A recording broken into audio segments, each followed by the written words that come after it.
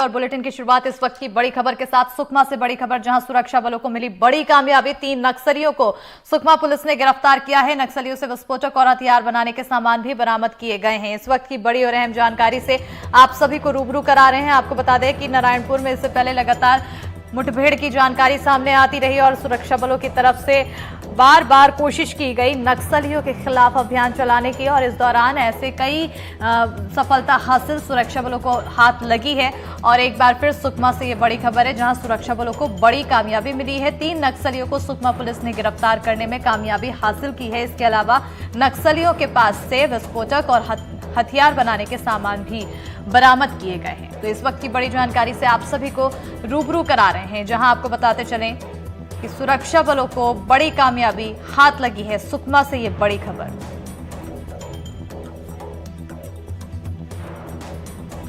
बड़ी जानकारी से आप सभी को रूबरू करा रहे हैं, जहां आपको बताते चलें सुरक्षा बलों को बड़ी कामयाबी मिली है। सुकमा से ये बड़ी जानकारी है, जहां 3 नक्सलियों को पुलिस ने गिरफ्तार किया है, सुरक्षा बलों ने गिरफ्तार किया है और उनके पास से विस्फोटक और हथियार बनाने के सामान भी बरामद किए गए हैं। नक्सलियों के खिलाफ लगातार प्रशासन की तरफ से अभियान चलाया जा रहा है।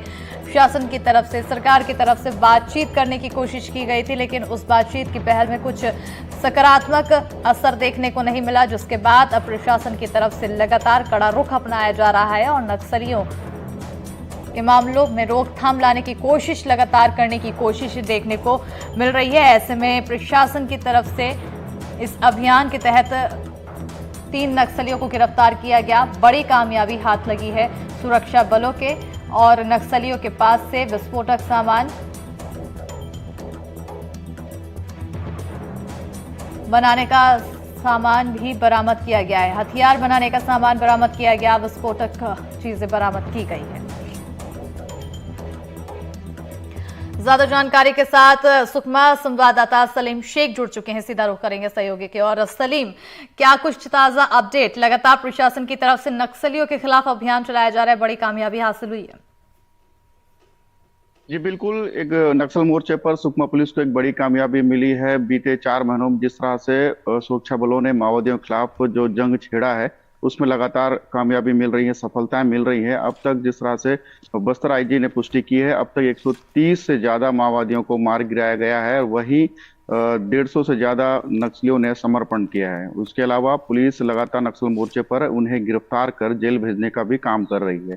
जिस तरह से कल देर शाम को 3 माओवादियों को गिरफ्तार करने में सफलता मिली है। बताया जाता है कि ये तीनों माओवादी जगरगुंडा इलाके में किसी बड़ी घटना को अंजाम देने के लिए निकले थे और उनके पास से एक भारी मात्रा में विस्फोटक सामग्री भी बरामद की गई है।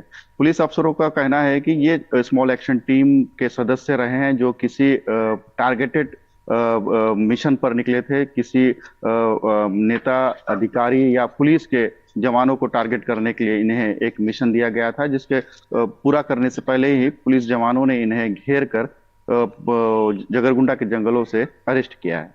बिल्कुल सलीम, लगातार देखने को मिल रहा है प्रशासन काफी एक्टिव मोड में दिखाई दे रहा है नक्सल मोर्चा के खिलाफ। और पिछले कुछ समय से, अब जब से पिछले कुछ समय क्या कहें, चुनाव के बाद से ही देख रहे हैं कि एक के बाद एक मुठभेड़ की खबरें सामने आ रही हैं।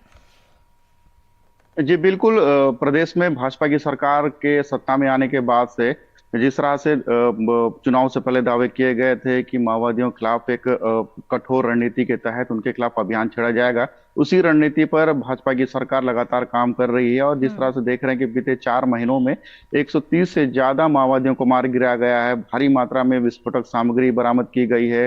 भरमार बंदूक, हथियार, तरह तरह के जो नक्सली जो जिस तरह से जो यूज करते हैं माओवादियों सुरक्षा बलों के खिलाफ, उन्हें उनसे बरामद किया गया है। और नक्सल मोर्चे पर लगातार जिस तरह से सफलताएं मिल रही है, पुलिस लगातार कैंप्स खोल रहे हैं, जिससे ये सफलताएं मिल रही हैं। और जिस इलाके में जो कैंप खोले गए हैं, उनके आसपास 5 से 6 किलोमीटर के इलाके को सुरक्षित कर लिया गया है।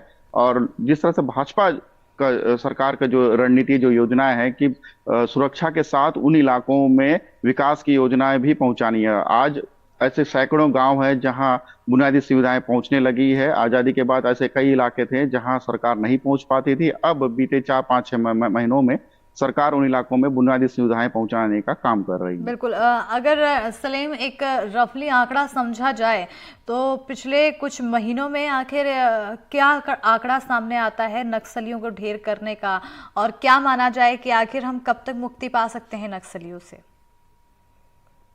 देखिए, बीते 4 दशक से बस्तर के अलग अलग इलाकों में जो जिले हैं वहाँ माओवाद का कब्जा रहा है। पहले नेशनल हाईवे जैसे एरिया में भी माओवादी आकर आसानी से घटना को अंजाम देकर चले जाते थे, लेकिन बीते कुछ सालों में माओवाद का दायरा जरूर घटा है। और जिस तरह से पिछले 5-6 महीने में माओवाद के खिलाफ जो सरकार की रणनीति बदली है, ऐसे हालातों में देखा जाए तो आने वाले कुछ सालों में जरूर माओवाद का दायरा घटेगा।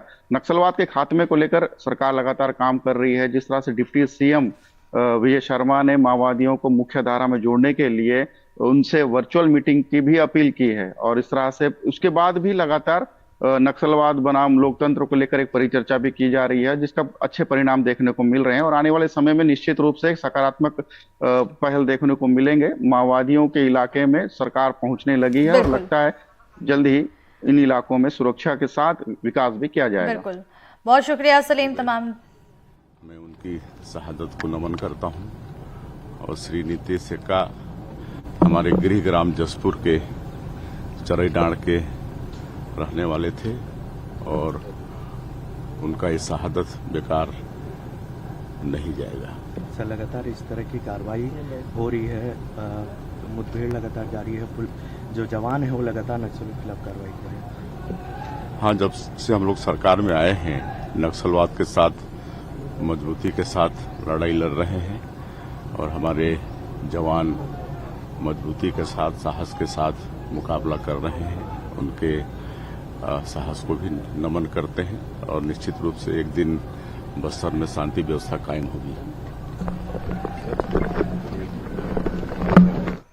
तो बस्तर में शांति व्यवस्था कायम करने की बात सीएम विष्णुदेव साय द्वारा की जा रही है, और साथ ही साथ बता दें कि जब उन्होंने शपथ ली मुख्यमंत्री पद की, और उसके बाद से ही लगातार नक्सलवाद के खिलाफ एक्शन यहां पर धराधर देखने को मिल रहा है। ऐसे में उम्मीद की जा रही है कि आने वाले समय में इस जो नक्सल मोर्चा है इससे जरूर लोगों को मुक्ति मिलेगी।